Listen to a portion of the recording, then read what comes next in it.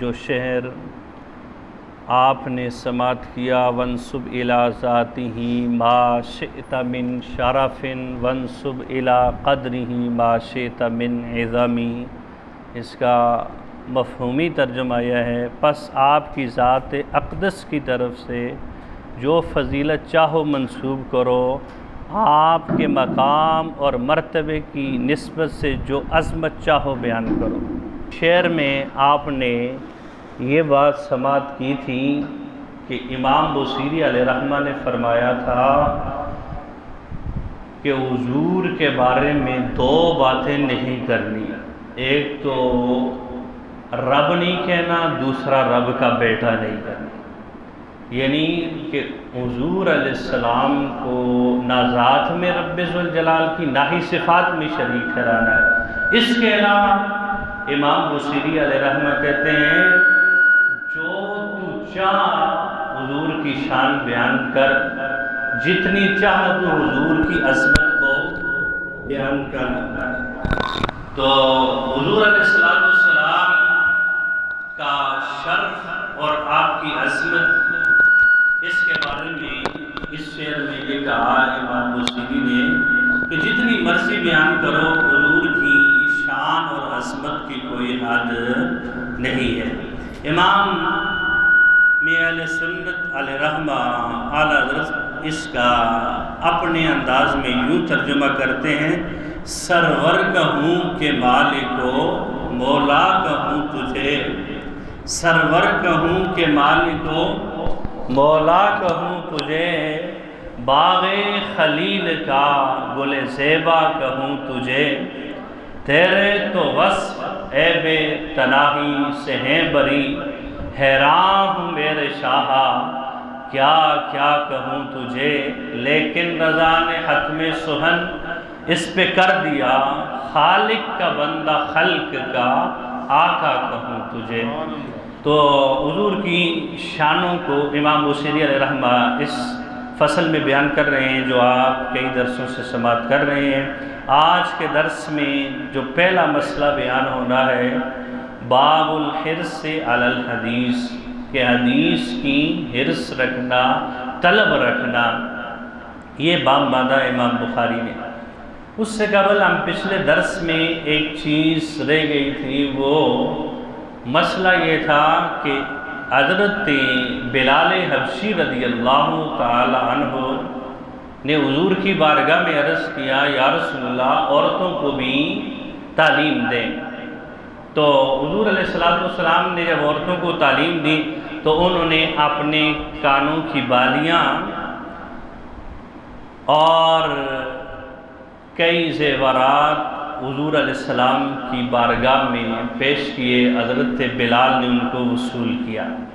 تو اس پر بات یہ تھی کہ عورت اپنے شوہر کی اجازت کے بغیر بھی مال اپنا اللہ کے راستے میں یا کسی بھی کام میں خرچ کر سکتی ہے۔ بعض سنن ابو داؤد کے حدیث میں حضور علیہ السلام نے منع فرمایا، اور یہ صحیح بخاری کی حدیث ہے، اس میں اجازت لگتی ہے۔ تو دونوں حدیثوں کے درمیان تطبیق یہ ہے کہ وہاں جو منع ہے وہ خاوند کے مال میں منع ہے، عورت اپنے ذاتی مال میں بغیر شوہر کی اجازت کے تصرف کر سکتی ہے۔ دوسرا جواب یہ ہے کہ عورت اپنے سارے مال کو شوہر کی اجازت کے بغیر نہ خرچ کرے، اور مال کے تہائی حصے میں اپنے شوہر کی اجازت کے بغیر وہ خرچ کر سکتی ہے۔ تیسرا جواب یہ ہے کہ عورت جو ہے وہ اپنے خامد کے مال کو بھی خرچ کر سکتی ہے جب وہ اس کے اوپر رضامند ہو، جب وہ ناراض ہو مال خرچ کرنے پر تو پھر اس کو خرچ نہیں کر سکتی۔ بہرحال احادیث دونوں طرف ہیں، تطبیق یہی ہے کہ عورت اپنے مال کو اگر پوچھ کر خامد سے خرچ کرے گی اس کی فضیلت زیادہ ہے، اور اگر بغیر پوچھے خرچ کرے گی تو فضیلت میں کم ہے، یعنی خلاف اولا ہے، کوئی گناہ نہیں ہے۔ جیسے عورت کو یہ حکم ہے کہ وہ نفلی روزہ شوہر کی اجازت کے بغیر نہیں رکھ سکتی، تو اسی طرح عورت کے لیے یعنی کہ اگر وہ رکھ دے نفلی روزہ، عورت شوہر کی اجازت کے بغیر نفلی روزہ رکھ لے تو اس کو ثواب ملے گا، اس کا رکھنا جائز نہیں ہے، اجازت لے کے رکھنا چاہیے۔ اسی طرح اگر وہ شوہر کی اجازت کے بغیر مال اللہ کے راستے میں خرچ کرے یا کسی کام میں، وہ مال کا اس کو ثواب ملے گا لیکن اس کا خرچ کرنا صحیح نہیں ہے۔ یہ آخری ایک جواب ہے جو محدثین نے دیا۔ بہرحال باب الحرص علی الحدیث، حدیث کی طلب اور حرص، یعنی کہ بندے کو یہ چاہت ہونی چاہیے کہ میں زیادہ سے زیادہ حدیث حاصل کروں، زیادہ سے زیادہ حدیث سیکھوں، احادیث کو پڑھوں، کیونکہ پیارے آقا صلی اللہ علیہ وسلم نے فرمایا جو میرا فرمان سن کے یاد کر کے آگے لوگوں کو پہنچاتا ہے، اللہ اس کو سرسبز و شاداب رکھے، یعنی اس کی زندگی اور آخرت دونوں مہکتی رہیں۔ تو اس لیے حدیث کی طلب ہونی چاہیے، حدیث کی چاہت ہونی چاہیے۔ امام بخاری یہ باب باندھ رہے ہیں اور حدیث کا لفظ آیا ہے اس حدیث کے باب میں۔ تو حدیث کس کو کہتے ہیں؟ حدیث کا لفظی معنی ہے نئی بات، جدید بات، نئی چیز، اور مفہوم شریعت میں یہ ہے کہ نبی علیہ السلام کے فرمان، یعنی آپ کے قول اور آپ کے فعل اور آپ کی تقریر، فعل سے مراد جو آپ نے کام کیے اور تقریر سے مراد ہے جو آپ کے سامنے صحابہ نے کیے، آپ نے منع نہیں کیا، اس کو حدیث کہتے ہیں۔ تو حضور علیہ السلام کی فعلوں کی بھی بندے کو طلب ہونی چاہیے، قول کی بھی اور تقریر کی بھی۔ اس کے اوپر دلیل یہ لائے ہیں جو 99 نمبر بخاری کے اندر، قال حدثنا عبد اللہ قال حدثنی سلیمان عن عمر عن ابی عمر عن سعید بن ابی سعید المقبری عن ابی ہریرہ انہ قال قیل یا رسول اللہ صلی اللہ علیہ وسلم من اسعد الناس بشفاعتک یوم القیامہ، فقال رسول اللہ صلی اللہ علیہ وسلم لقد ظننت یا ابا ہریرہ اللہ یسألنی عن ھذا الحدیث احد اول منک لما رأیت من حرصک علی الحدیث اسعد الناس بشفاعتی یوم القیامہ من قال لا الہ الا اللہ خالصا من قلبہ او نفسہ۔ حضرت ابو ہریرہ رضی اللہ تعالیٰ عنہ فرماتے ہیں کہ انہوں نے عرض کی یا رسول اللہ، یہ کہا گیا کہ آپ کی شفاعت کو حاصل کرنے میں سب سے زیادہ کامیاب کون لوگ ہوں گے؟ رسول اللہ صلی اللہ علیہ وسلم نے فرمایا ضرور میرا یہ گمان تھا اے ابو ہریرہ، تم نے جو بات پوچھی ہے یہ تم سے پہلے کوئی نہیں پوچھے گا، مجھے یہ گمان تھا کہ تم ہی سب سے پہلے مجھے اس بارے میں سوال کرو گے، کیونکہ میں تمہاری حدیث کی حرص کو جانتا ہوں۔ حضور نے فرمایا کیونکہ میں تمہاری حدیث کی طلب کو جانتا ہوں، لوگوں کی قیامت کے دن جو میری شفاعت کو سب سے زیادہ حاصل کرنے میں کامیاب ہوں گے وہ لوگ ہوں گے جو خلوص قلب سے اور اخلاص نفس سے جنہوں نے کہا ہوگا لا الہ الا اللہ۔ تو حضور علیہ السلام نے فرمایا وہ میری شفاعت حاصل کرنے میں سب سے زیادہ کامیاب ہوں گے۔ حدیث کے اندر جو باب کے ساتھ مطابقت رکھتی ہے وہ یہ ہے کہ حدیث کی حرص طلب کہ بندے کو چاہت ہونی چاہیے حدیث کی، تو اس کے اوپر حضور علیہ السلام کا جملہ ہے کہ اے ابو ہریرہ میں تیرا حدیث پہ حریص ہونے کو جانتا ہوں، تمہیں حدیث کی طلب بہت زیادہ ہے، تم ہی اس لیے سب سے پہلے اس کا سوال کرو گے۔ تو پتہ چلا حضور کا یہ فرمان ہمیں یہ دعوت دیتا ہے کہ ہمیں حضور علیہ السلام کے فرمانوں کو حاصل کرنے کی زیادہ سے زیادہ چاہت ہونی چاہیے۔ دوسرا جو اس حدیث کے اندر مسئلہ بیان ہوا وہ مسئلہ شفاعت ہے، اور شفاعت کا عام فام معنی یہ ہے سفارش کرنا۔ تو یہ جو سفارش ہے یہاں چونکہ حضور علیہ السلام کی سفارش مراد ہے تو زیادہ ہم بات اسی کے اوپر کریں گے۔ تو اس میں اسعدو کا لفظ ہے جو اس میں تفضیل ہے، جس کا معنی یہ ہے کہ آپ کی شفاعت کو حاصل کرنے میں سب سے زیادہ کون کامیاب ہوگا، کون سعادت مند ہوگا جو آپ کی شفاعت کو حاصل کرے گا۔ تو حضور علیہ السلام کی شفاعت کے مختلف درجات ہیں۔ پہلا درجہ یہ ہے کہ میدان حشر کی ہولناکیوں میں حضور علیہ السلام کی ذات والا صفات سب سے پہلے شفاعت کریں گی مخلوق کی۔ دوسرا، بعض کفار کے لیے تخفیف عذاب کی شفاعت کریں گی، جیسے کہ حضرت ابو طالب کے لیے، یہ چونکہ ایمان نہیں لائے تھے تو ان کے لیے ان کے عذاب میں تخفیف کی حضور شفاعت کریں گے۔ بعض مومنین کو دوزخ میں داخل کر دیا جائے گا، آپ ان کو دوزخ سے نکالنے کی شفاعت کریں گے۔ بعض مومنین دوزخ میں دخول کے مستحق ہوں گے، ان کو دوزخ میں نہ داخل کرنے کی شفاعت کریں گے۔ بعض مومنین کو جنت میں بغیر حساب کے داخل کرنے کی شفاعت حضور علیہ السلام فرمائیں گے، اور بعض کے لیے درجات کی بلندی کی شفاعت کریں گے، اور جن کی نیکیاں اور برائیاں برابر ہوں گی ان کو جنت میں داخل کرنے کی سفارش کریں گے۔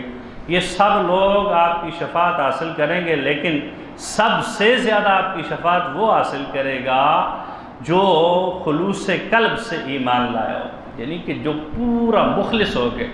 ایمان لاتے وقت اس کا یہ ذہن تھا کہ وہ اللہ اور اس کے رسول کی ہر بات کو صرف اللہ اور اس کے رسول کی رضا کے لیے پورا کرے گا، دنیا کی یا دکھلاوے کی کوئی ریاکاری کی بیچ میں گنجائش نہیں تھی۔ حضور نے فرمایا جو اتنا مخلص ہو کر ایمان لائے گا وہ میری شفاعت کا سب سے زیادہ حقدار اور میری شفاعت کو حاصل کرنے میں کامیاب ہوگا۔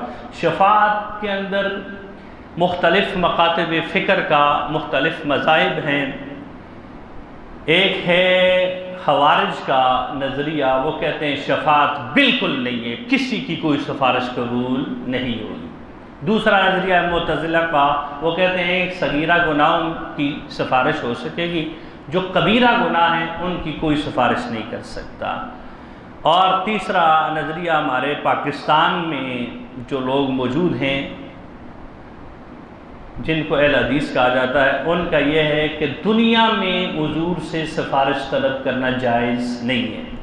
اور چوتھا نظریہ ہے دوسرے مکتبہ فکر کا، جو کہتے ہیں شفاعت بالاذن، یعنی اللہ اجازت دے دے شفاعت کرنا جائز ہے، شفاعت بالوجاہت جائز نہیں، یعنی کہ بندے کے شرف کی وجہ سے، اس کے مقام اور مرتبے کی وجہ سے وہ شفاعت کرے وہ جائز نہیں ہے۔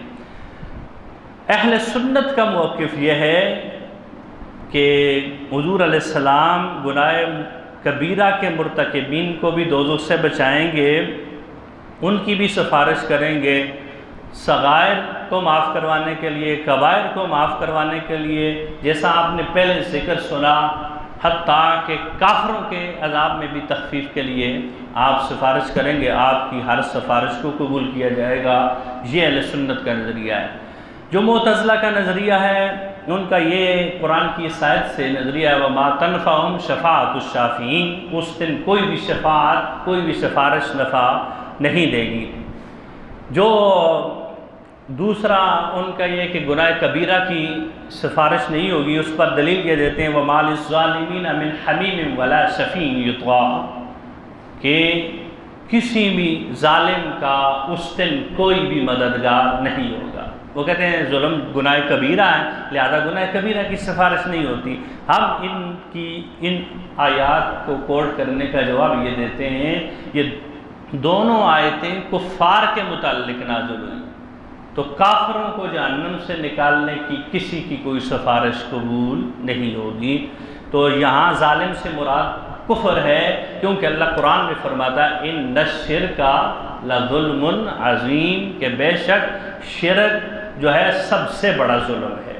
تو پتہ چلا کہ یہاں ظلم جو ہے وہ شرک کے معنی میں ہے، اور مشرکین کی کوئی سفارش نہیں ہوگی، مسلمانوں کی سفارش ہوگی۔ بہرحال جو دیگر مکاتب فکر کا نظریہ ہے، جس میں ایک کا نظریہ یہ ہے کہ دنیا میں سفارش نہیں ہوگی، ان کا جواب یہ ہے کہ قرآن کی سورہ نساء کی آیت نمبر 64 کے اندر اللہ فرماتا ہے وَلَوْ أَنَّهُمْ إِذْ ظَلَمُوا أَنفُسَهُمْ جَاءُوا فَاسْتَغْفَرُوا اللَّهَ وَاسْتَغْفَرَ لَهُمُ الرَّسُولُ لَوَجَدُوا اللَّهَ تَوَّابًا رَحِيمًا۔ اگر کوئی اپنی جان پر ظلم کر بیٹھے اور وہ حضور کی بارگاہ میں حاضر ہوں، اللہ سے معافی طلب کرے، پیارے آقا اس کی سفارش کریں، تو ضرور اللہ اس کی توبہ کو قبول بھی فرمائے گا اور اس پر رحم بھی فرمائے گا۔ تو قرآن کی یہ آیت ہمیں دعوت دیتی ہے کہ حضور کی زندگی میں بھی آپ سے سفارش کی جا سکتی ہے۔ جنہوں نے یہ کہا کہ شفاعت بالوجاہت جائز نہیں، وہ کہتے ہیں کہ یہ ایک بندے کے مرتبے کی وجہ سے شفاعت ہے۔ اب اگر اللہ اس کی شفاعت کو نہیں قبول کرتا تو جو ہے اللہ کو رنج و غم ہوگا، تو کہا جی اللہ کو رنج و غم سے تو اللہ پاک ہے۔ ہم نے کہا ایسی کوئی بات نہیں ہے، اللہ کو رنج و غم نہیں ہوگا، لیکن اللہ تعالیٰ کی شان کے یہ لائق نہیں ہے کہ اللہ ایک بندے کو ایک مقام بھی دے اور پھر اس کی بات بھی نہ سنے، تو یہ اللہ کی شان کے خلاف ہے۔ لہٰذا اللہ اپنے مقبول بندوں کی بات کو ضرور سنے گا۔ صحیح بخاری کے اندر یہ حدیث ہے، پیارے آقا صلی اللہ علیہ وسلم نے فرمایا جب اللہ کسی کو مقام اولیاء پر اپنے محبوبیت کے مقام پر فائز کرتا ہے تو نبی علیہ السلام نے فرمایا، اللہ فرماتا ہے وَلَا إِن سَأَلَنِي لَأُعْطِيَنَّهُ، وہ جو بھی مجھ سے سوال کرتے ہیں میں ان کو ضرور بر ضرور عطا کرتا ہوں۔ پتہ چلا جس کو اللہ نے مقام دیا ہے تو وہ اس کے مقام کی وجہ سے بھی سفارش کو قبول فرمائے گا۔ بہرحال شفاعت کی جو حضور علیہ السلام کی شفاعت مصطفیٰ ہے، اس کے متعلق سعیدی صاحب نے 40 قرآن کی آیتیں اور 40 احادیث نقل کی ہیں۔ یہ میں نے آپ کے سامنے مذاہب کا خلاصہ رکھا ہے اور اہل سنت کا نظریہ۔ حضور علیہ السلام قیامت کے روز رب کی بارگاہ میں سر رکھیں گے، اللہ تعالیٰ کے اذن سے آپ سر اٹھائیں گے، پھر حضور علیہ السلام کو وہ مقام ملے گا، آپ جہنمیوں کو جہنم سے نکالیں گے، 1 دفعہ 2 دفعہ 3 دفعہ۔ راوی یہ کہتے ہیں جہنم میں پھر وہی لوگ بچ جائیں گے جن کے لیے جہنم ہمیشہ کے لیے، یعنی کافر لوگ، باقی سب کو حضور جہنم سے نکال کر دم لیں گے۔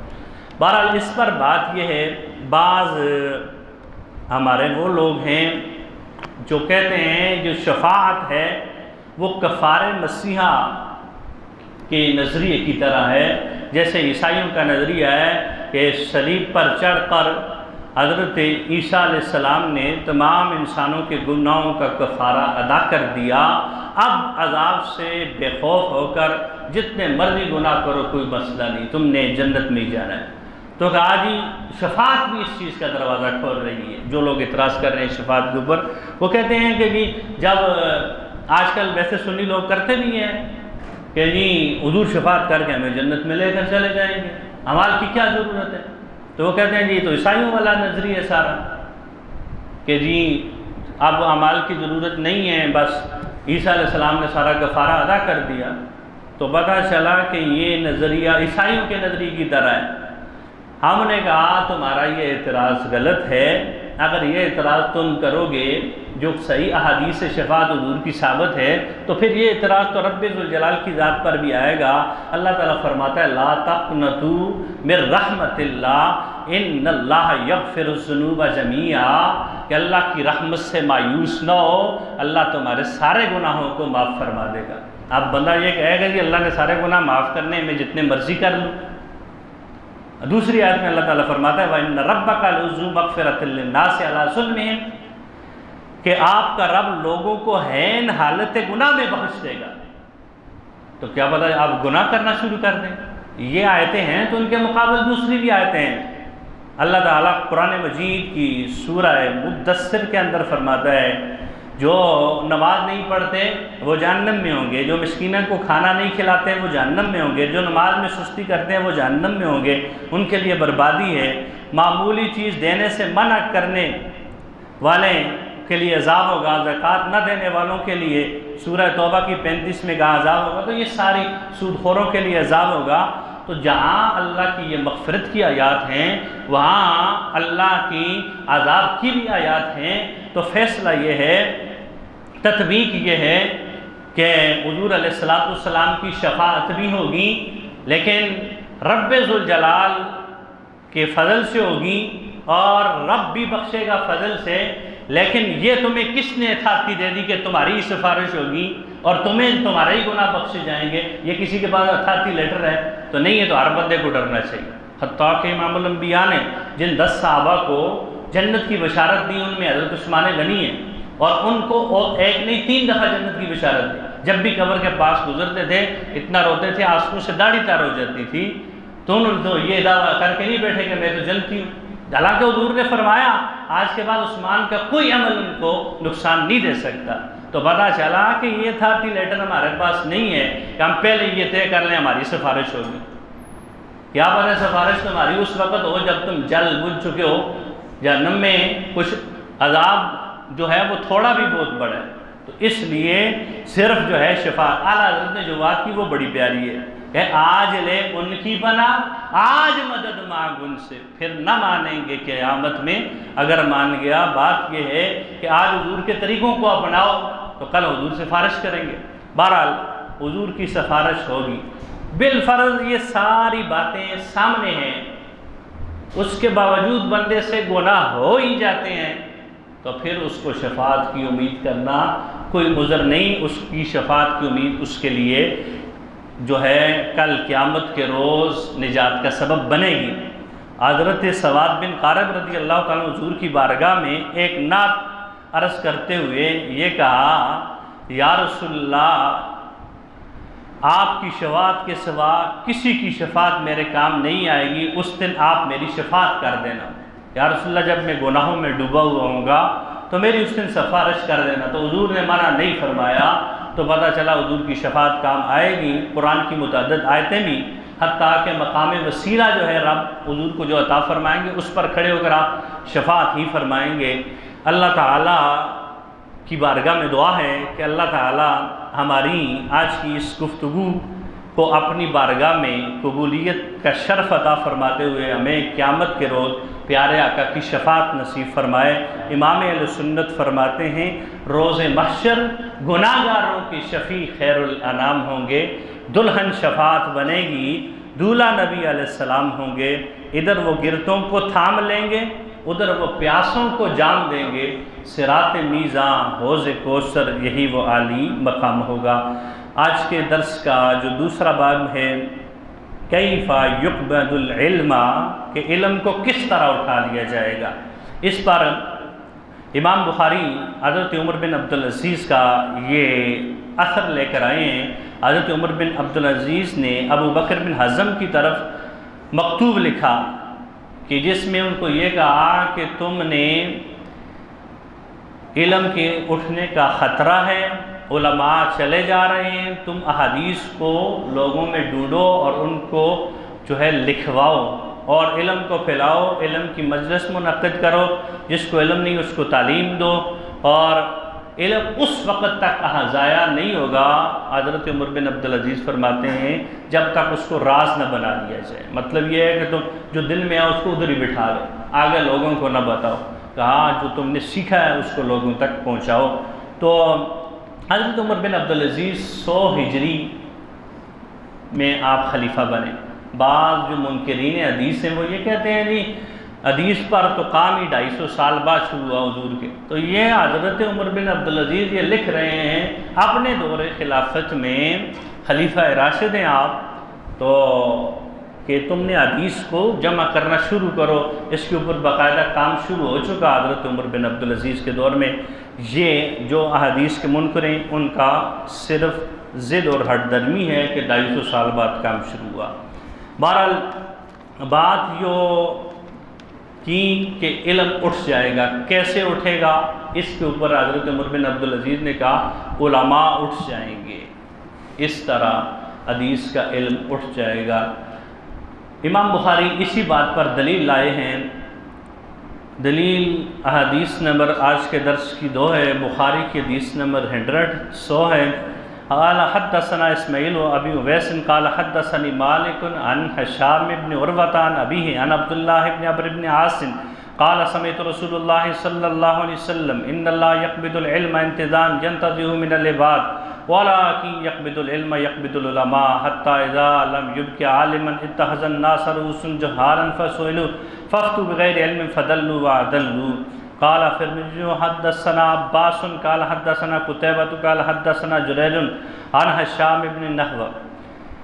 حضرت عمرو بن عاص کہتے ہیں میں نے پیارے آقا صلی اللہ علیہ وسلم کو فرماتے ہوئے سنا، پیارے آقا صلی اللہ علیہ وسلم نے فرمایا بے شک اللہ تعالی علم کو ایسے نہیں اٹھائے گا کہ وہ بندوں کے سینوں سے ہی علم کو نکال لے، لیکن اللہ تعالی علم کو قبض فرمائے گا، علم کو اٹھائے گا علماء کے جانے کے ساتھ، یہاں تک کہ جب عالم باقی رہیں گے لوگ جاہلوں کو اپنا سردار بنائیں گے، ان سے سوال پوچھیں گے، وہ فتویٰ دیں گے بغیر علم کے، خود بھی گمراہ ہوں گے، لوگوں کو بھی گمراہ کریں گے۔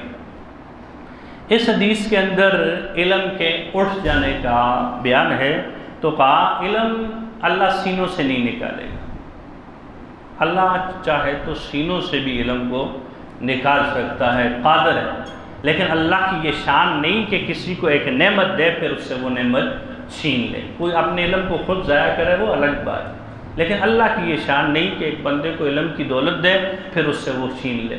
تو اس لیے اللہ بندوں کے سینوں سے علم کو نہیں نکالے گا، لیکن علماء جو ہیں وہ بڑے بڑے چلے جائیں گے، پھر ان جیسے علماء نہیں پیدا ہوئے۔ علامہ قاضی اعجاز مالکی رحمۃ اللہ تعالیٰ علیہ یہ کتنی صدیاں پہلے گزرے، انہوں نے کہا یہ آج ہمارا دور ہے، اور پھر ان سے پہلے ابن حجر اسقلانی نے کہا یہ ہمارا دور ہے، بڑے بڑے علماء چلے۔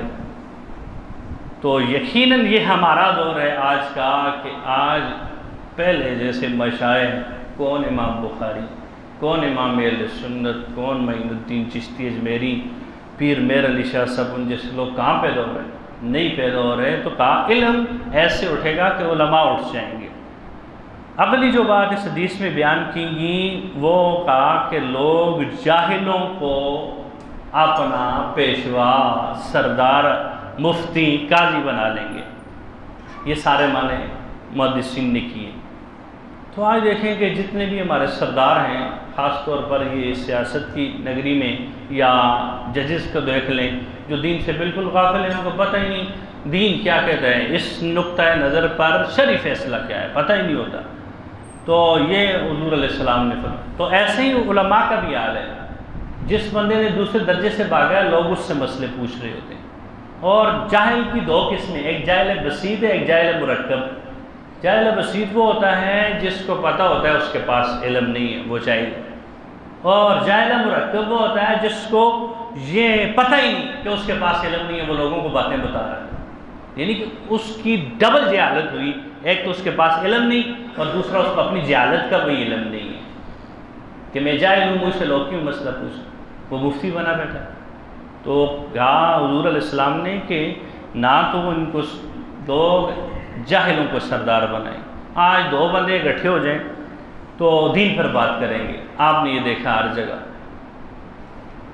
کوئی بندہ بزنس نہیں سیکھا اس نے، یا اس نے کاروبار نہیں کیا، وہ لوگوں کو کچھ بھی نہیں کہتا، وہ کہتا ہے میرا بھائی بات ہی کوئی نہیں، میں نے سیکھی نہیں۔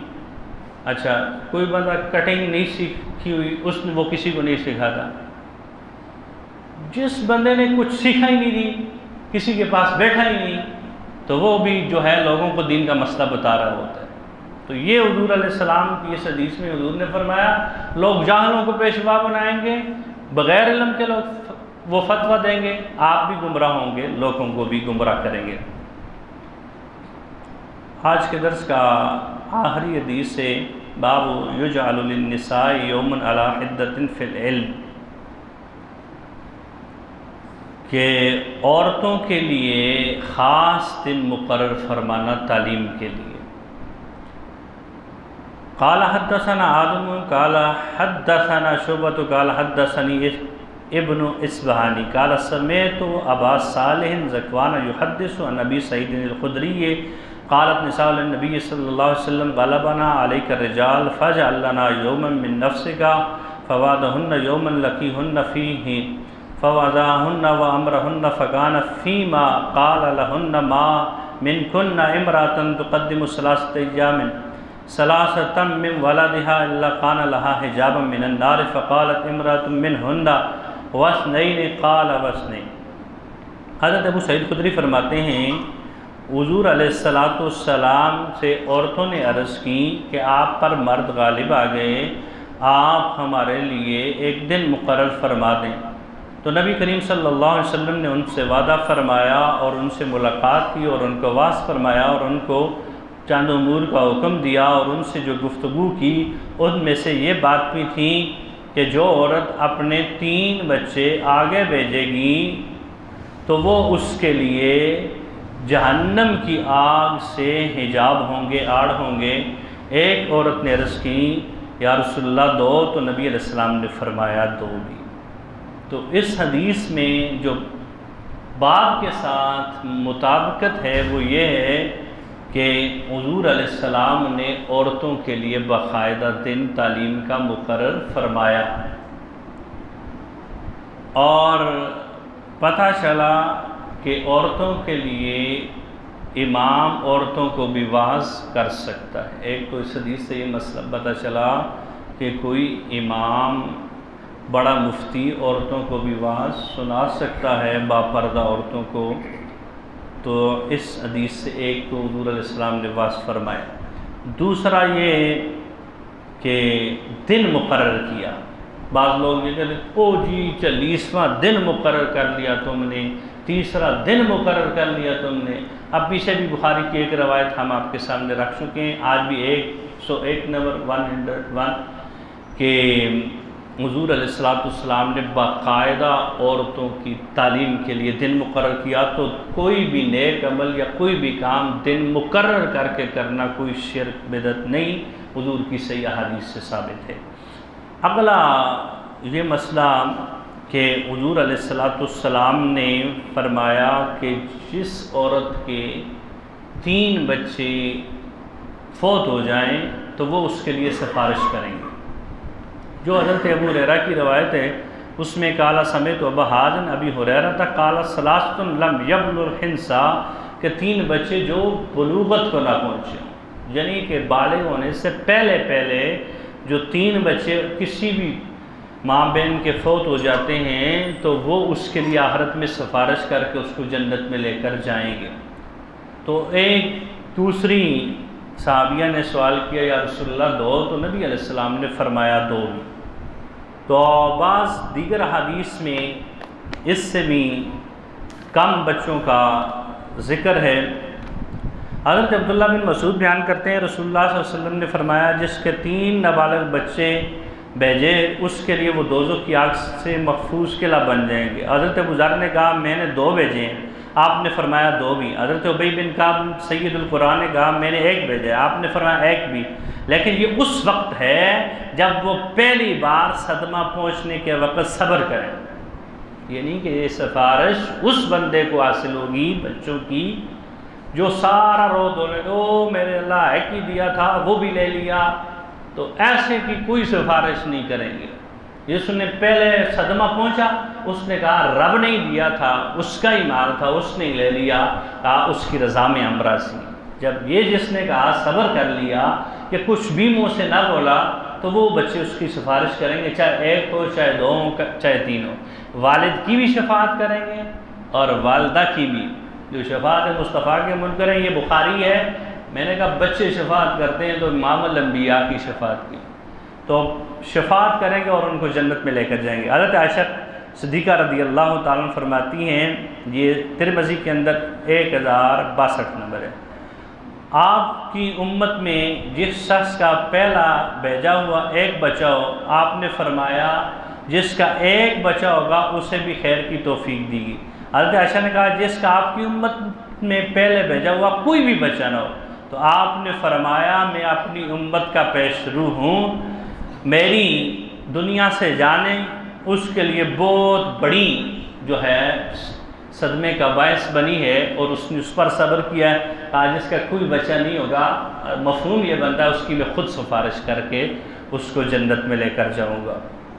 تو اس حدیث سے ایک تو یہ بھی پتہ چلا کہ جو مومنین ہیں ان کے جو چھوٹے بچے ہیں وہ بھی جنت میں ہوں گے، وہ بھی کیا ہوں گے؟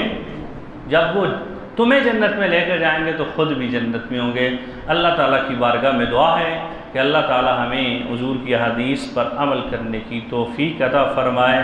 مولاي صل وسلم دائما ابدا على حبيبك خير الخلق كلهم هو الحبيب الذي ترجى شفاعته، هو الحبيب الذي ترجى